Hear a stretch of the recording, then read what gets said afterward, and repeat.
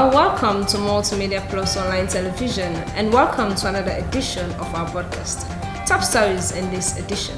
Head of Presidential Guard testifies in the treason trial between the state and former Defense Minister, retired Major Alfred Palo Conte. The Sierra Leone Teachers Union expresses concerns over the declaration of assets as stipulated by the Anti-Corruption Commission. COVID-19 spokesperson Solomon Jamil gives an overview of Sierra Leone's efforts to curb the spread of the global pandemic. And how far would the compulsory use of face masks in public places? But all of these stories and more are all lined up in today's news broadcast. I am your host, Lucy Emanet Aliyu.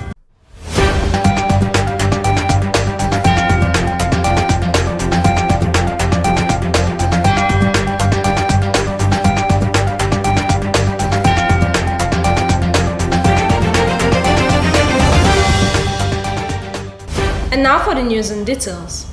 The use of face masks in public places was declared mandatory by the government of Sierra Leone and took effect on the 1st of June 2020 to be enforced by the Republic of Sierra Leone Armed Forces and the Sierra Leone Police for national compliance. Our reporter, Theresa Thomas, and team have been following up on the story and sent in this report. Since the outbreak of the novel coronavirus pandemic in Sierra Leone, host of measures have been put in place to curtail the spread of the virus, one of which is the compulsory use of face masks in public places by everyone. The Sierra Leone Motor Drivers Union has also made a commitment in upholding this mandatory measure. Mamadou Koroma is the vice president of the union. The sensitization will be there when we get about 1,500 face masks that will go to Sheba and Western area, Western Urban. But notwithstanding, about 2 weeks back, SLRS, we got a stakeholder meeting where the Sierra Leone Police, SLRS, Drivers Union, and Keke, bike, vehicle owners there, where we hold a stakeholder meeting at SLRS, where we arrive at, say, we for try for do proper sensitization on the face mask. So, then be advised, say, we forgo on sensitization, and all the stakeholders they all will come on board. Mr. FB will use your own vehicle and all we do the particular area, cut across the western area from Waterloo, take right around the peninsula. We do that sensitization there on Friday, and then on Saturday, with the Panam, then call we emergency meeting at Central. Say, I mean the enforcement if we be on Monday, but now they say that they relax on the enforcement. So what we go do? Let we embark on sensitization. So that to the part. Drivers in another enforced law. Drivers in a sensitization. That make sensitization wing very strong. That make from where this thing start, we make sure say we really they sensitize them, and we can go on a park say we tell them they give them for so they fix us or not they give fixer. And even not only drivers themselves, even the passengers themselves. That make if we be fine like way government will pull up press release say face masks will be compulsory way to go in a public place. If we be fine then do a little bit enforcement so that people will be comply. But really drivers union as an organization we make sure say we do sensitization to drivers there. Superintendent Brahima Kamara is the head of the media for the Sierra Leone Police. He said that they have been encouraging people to adhere to the instructions as some of these measures are just to ensure that everyone is safe. But we think the best approach for now is for us to sensitize them so that they see the need for masking up. So that's the kind of awareness we are creating. And we've been teaming up with a number of people, up country, maybe the bike riders, the SLRSA, and a host of other stakeholders. We are teaming up with them so that we pass on that type of message to the people, that there is a need for them to mask up, so that at the end of the day we can mitigate, the spread of the disease, the spread of the virus, COVID-19. So that's basically what we are doing. We know the first is coming, June 1. So this was why, and it's very easy. We are still doing the engagement with stakeholders, the engagement with the people to ensure that by the time we have June 1, so many people will have been informed, so many people will have been educated, so many people will have been enlightened about the need to mask up, especially when you're in public. But are people truly adhering to the government's policy of the mandatory use of face mask. Fatmata Toure is a trader at Ferguson Street in Freetown. When me I dey use am, and the only time when I use am, now I go na me house. Now I know they use am. But when I dey na street, I go na public place, I dey use am because somehow when they talk, you don't know the gas where they come on my mouth. Somehow when they sneeze, somehow when they cough. So now I make you for use am. Follow all faith for join am together for drive this sick leg go. Okay. Again, when don't be power, say flow all do power now. No all go for the power, no wear am. No put on our face. If na power corona for go, power corona for go. No all join together, no put the face masks. Sierra Leone continues to grapple with the pandemic. Hand washing, social distancing are just few amongst other precautionary measures put forward by healthcare professionals to stop the spread of the virus. Multimedia Plus Online Television, Teresa Thomas reporting. Since the outbreak of COVID-19 in the country, almost all ministries, departments, and agencies have been playing their parts in curbing the spread of the global pandemic. The National Council for Civic Education and Development is one of such institutions. The chairman of the council, Kalilu Tutangi, has been talking more to my colleague Shako Putka Kamara on his institution's intervention in the fight against the coronavirus in Sierra Leone. Well, I would say we have been there to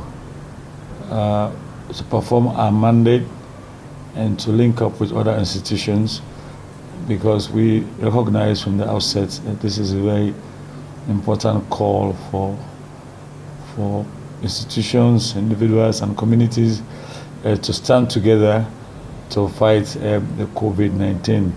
So from the outside, even before COVID arrived at our doors here in Sierra Leone, we join in with the Ministry of Information and Communication and the Ministry of Health. We formed a risk communication committee, and of which I represented this institution.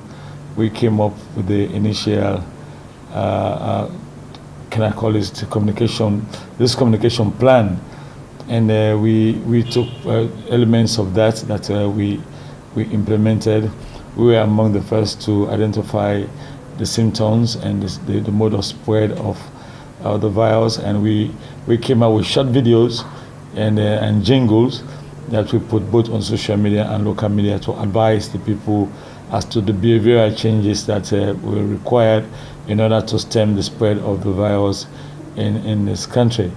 And over and above that, this institution also was represented, is now even represented with the NACOVIC on the risk communication and social mobilization pillar, where we have also contributed a risk communication and social mobilization strategy that we have turned over to that pillar, and we are now representing also this institution in terms of quality control for what the risk communication social mobilization pillar is doing, and our efforts have been recognized by government and even our own partners, because we have just recently been called on by the Office of the Chief Minister to be the institution that will lead in intensifying the campaign for the wearing of face masks and for maintaining social distances. Because as it were now, science has told us that this disease or the virus has no cure at the moment.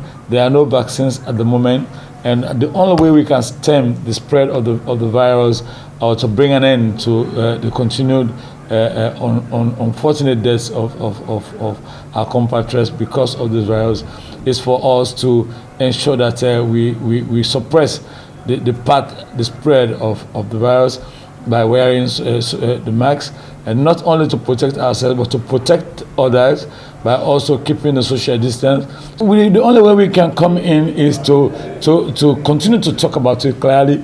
People need to understand that the way of face masks is very discomforting, even for me as an individual, for you, for others. But does it have benefits? Yes, there are clearly benefits. Science has told us that if you wear face masks, it prevents you from infecting, to a greater percentage, prevents you from infecting somebody else. And so if I wear face masks, it prevents me from infecting you. So there is an advantage. Well, viewers, we reminded you of viewing content from Multimedia Plus Online Television. The Sierra Leone Teachers Union, in an interview with Multimedia Plus Online Television, expresses concerns over teachers' verification and the declaration of assets. Fode Kuyate is the Regional Secretary of the Sierra Leone Teachers Union Western Region. He speaks more about this in an interview with our reporter, Anthony Vandi. Well, the Teachers Union, we have a lot of activities that is present going on in this country with regards to the COVID-19. As of now, we have names of teachers that are about to be deleted from the payroll voucher. We also have an issue with the Anti-Corruption Commission with regards to the declaration of assets of teachers right across the country. Remember, as a union, we have 35,450 teachers that are on payroll right across the country. And the Anti-Corruption Commission has told all those teachers that are above grade 7 to declare their assets. But we have problems with this declaration of assets. In the first place, we welcome the idea because we believe as an institution that cater for the welfare of teachers, if government says all teachers above grade 7 should declare their assets, there are a lot of reasons for that, and we welcome those ideas from the ACC. We believe that we are partners in development. That is why we work with ministry, department, and agency whenever they want to implement programs that concern teachers. For example, the Ministry of Basic and Senior Secondary Education, whenever they want to implement programs that affect teachers, they involve us, the SLTU. So we have been doing that for over many, many years. The same goes to the Teaching Service Commission. We have been working with them to implement teachers program because we are partners in development. So therefore, for the Anti-Corruption Commission, we also regard them as partners in development. The idea of teachers declaring their assets, we believe we should have sat down together with them to see how best it can be effective. As of now, there are a lot of problems going on. First, we talk about timing, the information flow. As I said earlier on, we welcome the idea, but how many teachers in Sierra Leone? For example, I've just told you about 35,450 teachers.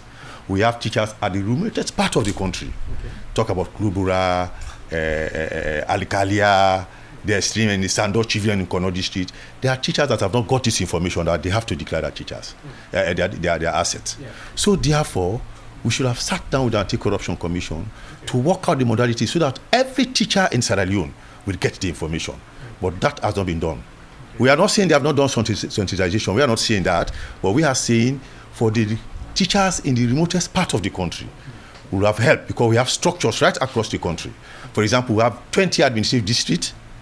We have 100 branches right across the country. Okay. We will have contacted those officials in all of those branches to give them the necessary information in collaboration with the Anti-Corruption Commission so that the information flow will meet every teacher in Sierra Leone. But that is lacking as of now. Okay. Well, if you're just tuning in, you're watching news coming to you from Multimedia Plus Online Television. We will now go for a short break. Stay tuned.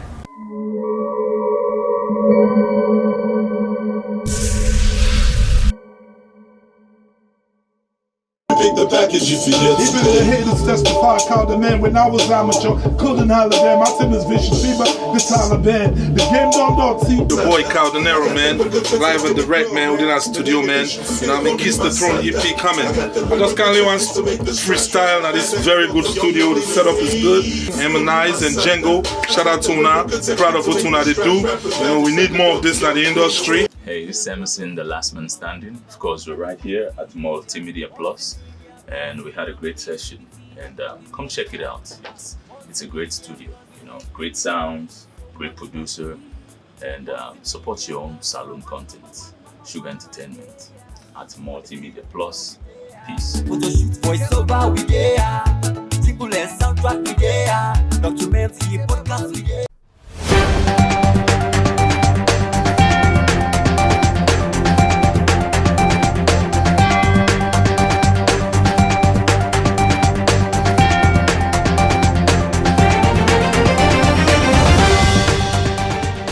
Well, welcome back to Multimedia Plus Online Television as we continue with the rest of our broadcast.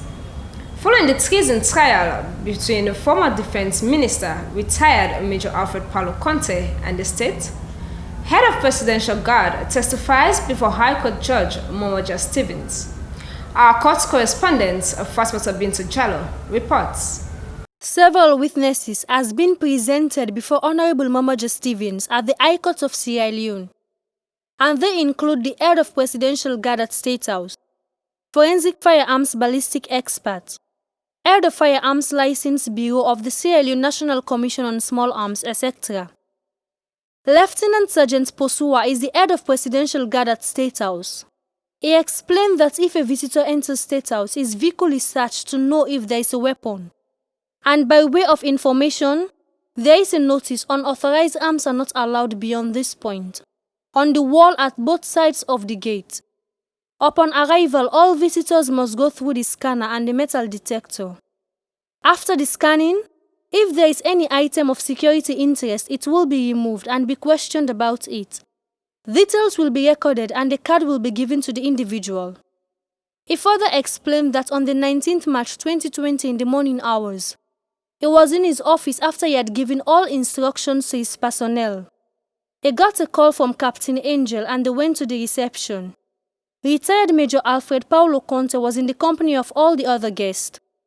He then raised the bag that had been given to him and asked him if he is the owner. And Paulo said yes. He told Paulo that he has been informed by his personnel that they caught a pistol in the bag. Paulo placed his hand in the pocket of his bag and removed his license and showed it to all of them. Posua then unzipped the bag and removed the pistol and showed the first accused if that is the pistol, which he said yes, but it is licensed. Lieutenant Posua then handed over the pistol to Chief Security Officer Sylvester. CSO Sylvester unloaded the pistol for all to see. They realized it contained 10 live rounds and it was handed over to the CID. He then told those present at the meeting that for security reasons, Paulo will not be present for the meeting. He said that he instructed the CID to take Paulo's statement in a different room. When cross-examined by Defense Counsel Joseph Fitzgerald Camara, Lieutenant Sergeant Posua said that he chose to call the police instead of meeting Paulo for his actions not to be misinterpreted. He confirmed that the chambers was not on live rounds and so the pistol was not ready. He also confirmed that there is a CCTV camera at the ground floor when asked by JFK. JFK further asked for the court to meet in camera for the fairness to the accused and in the pursuit of justice since the witness is unable to answer his questions in details because of security reasons. Adrian Fisher objected as he said that the matters of the president cannot be discussed in private or in public because of security reasons. But JFK still made a request for the CCTV footage to be disclosed. Honorable Momoja Stevens gave his ruling on the CCTV issue. He said that if the state agrees, then no problem.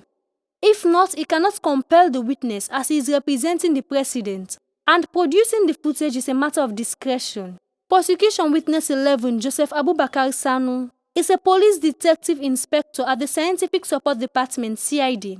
He is a forensic firearms ballistic expert since 2008.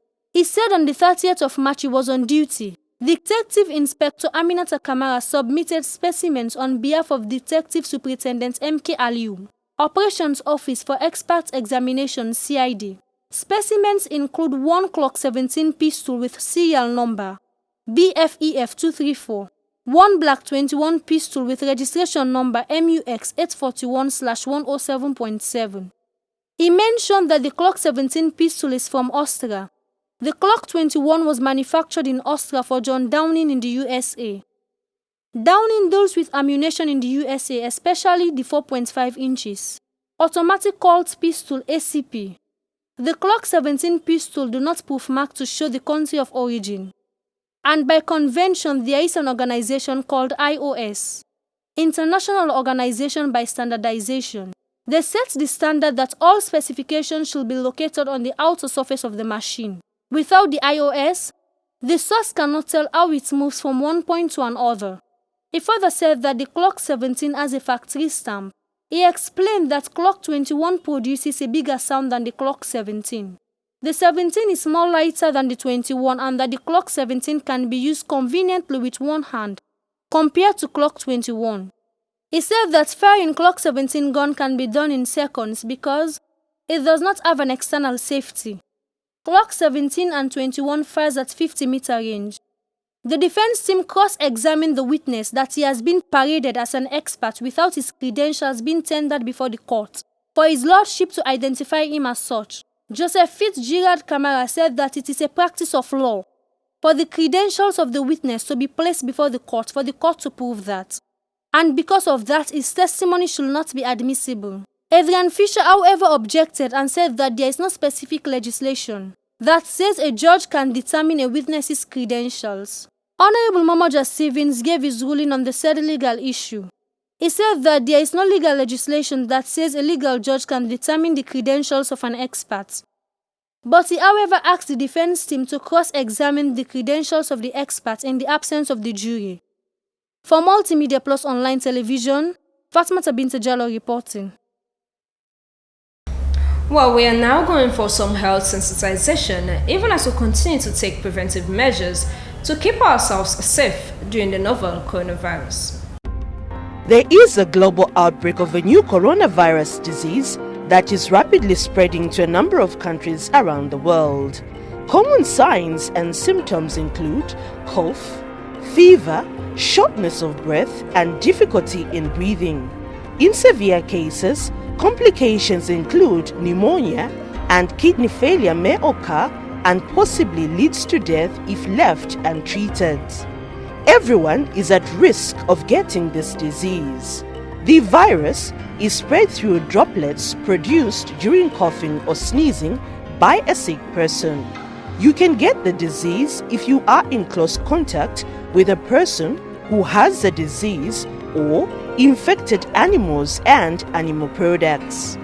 Travel to areas affected by the outbreak is a risk to getting infected. To protect yourself and others, wash your hands frequently with soap and water or use alcohol-based hand rubs. Cook your meat products and eggs thoroughly.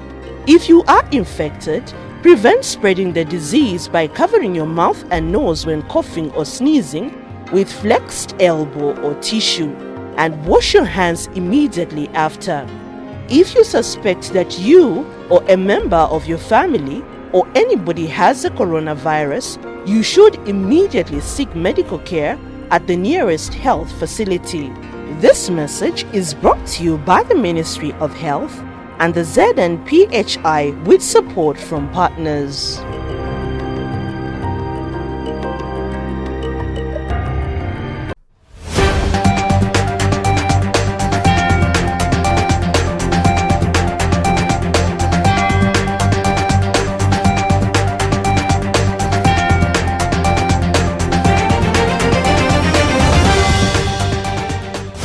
Well, still on the COVID effect, it's an expression of the obvious that COVID-19 has greatly affected all facets of society.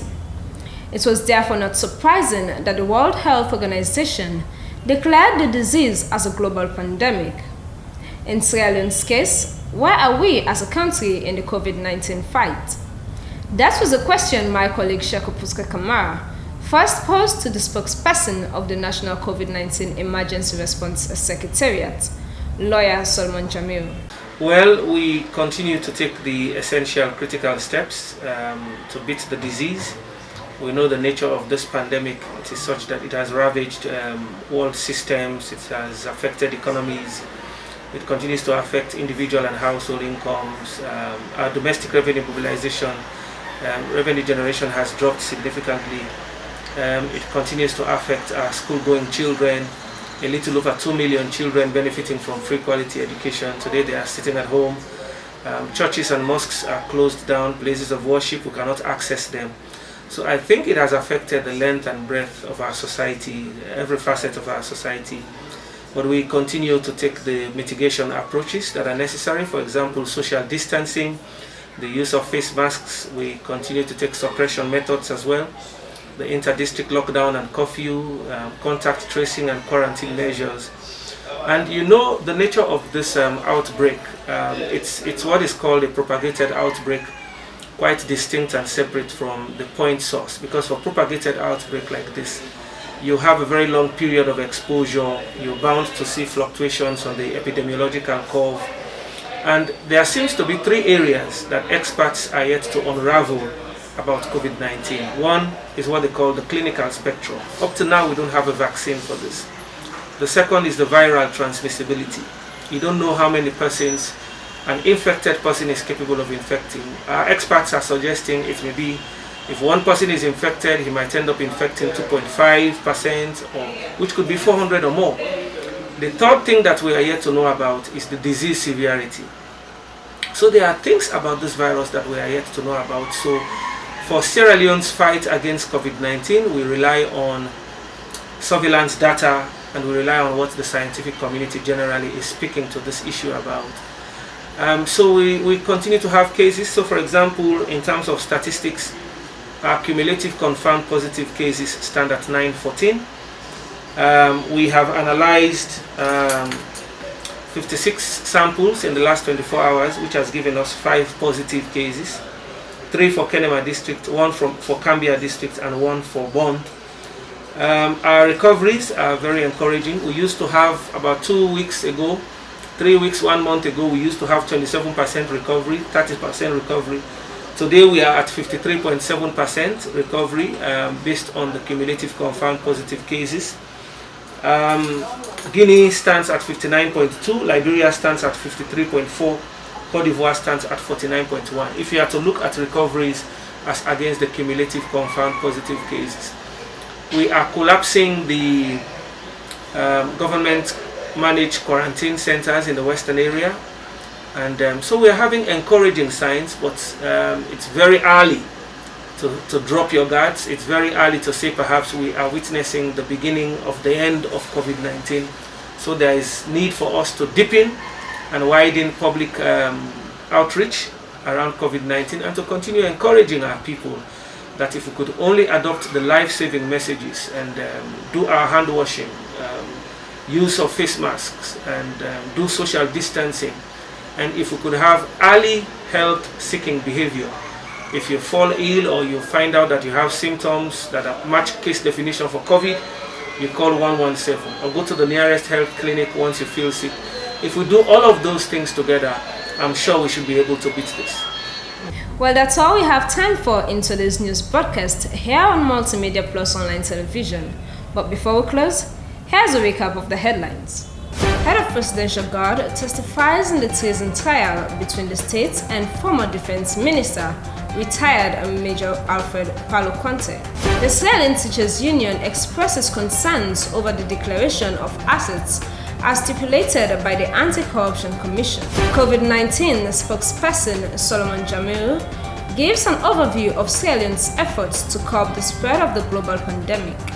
And how far would the compulsory use of face masks in public places? Well, thank you very much for sharing your time with us here at Multimedia Plus Online Television. Do not forget to subscribe to our YouTube channel at Multimedia Plus Online Television for more updates, news broadcasts, programs, and interviews. We're also on Facebook at Multimedia Plus. Please visit, like, and share our page in case you have not. Well, I am Lucy Emanet Aliu. Until next time, have a blessed week.